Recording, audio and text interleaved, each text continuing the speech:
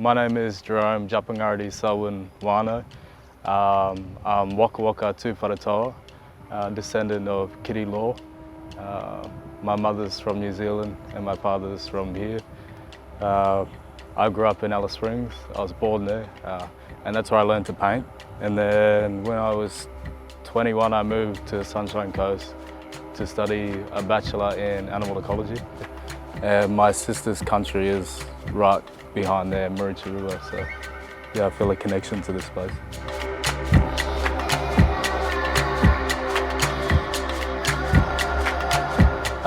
Yeah, when we were little, we had all the Central Desert mob used to come over to our house and paint in the backyard, and they taught us how to mix colours and, you know, how to tell a story through art.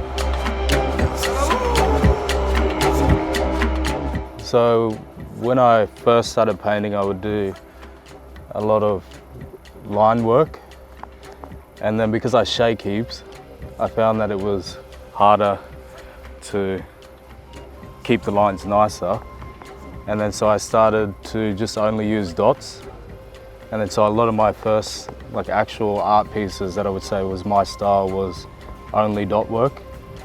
And then recently I've started to use lines again and kind of mix those two together.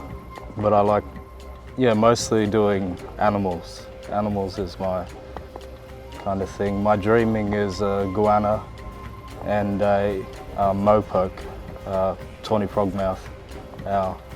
So I usually paint those two in a lot of my stuff. Or I do what I've done here in the rainbow serpent. Each of these represent their family groups. And then the snake itself, so as much as it is obviously the rainbow serpent, it also represents those girls coming together and forming one body. We also have the raindrops. So my first concept that I was going to do was a lightning strike, and there's Dreamtime stories of how there was God that was collecting all the water and being greedy and not sharing it. And then so the lightning god came and struck that, and then once it struck, all that water started to release, so it brought rain and all that sort of stuff. So the lightning is actually important to bring water and rain and rejuvenate the land. Sunshine Coast area, a lot of it's all rainforest and lots of different waterfalls and valleys and all that sort of stuff. So I did the serpent creating this area, and then the two bodies of water also represent the ovaries of the woman.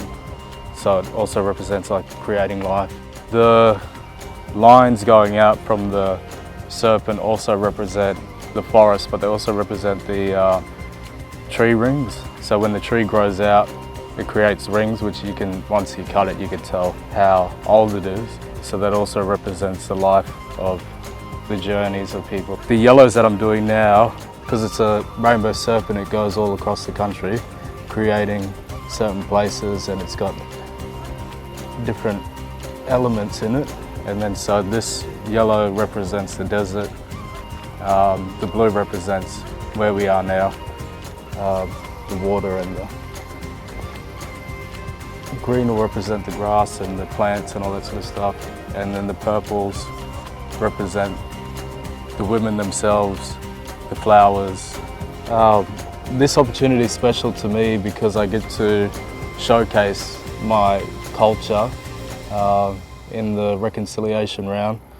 I'm really excited to see it. The girls wear it out on the court.